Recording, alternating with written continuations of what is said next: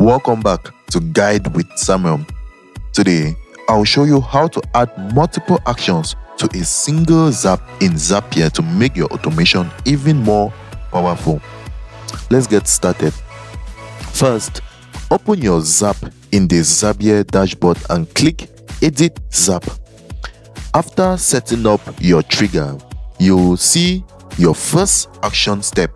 To add another action, click the plus button below the existing action.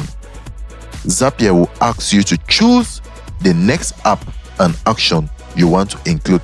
For example, after sending an email, you might want to create a task in Trello or post a message in Slack. Select the app and action, then configure the details just like you did in the first action. You can repeat the process to add as many actions as you need, all triggered by the same initial event.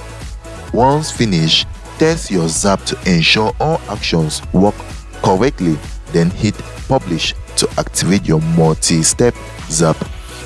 And that's that, guys.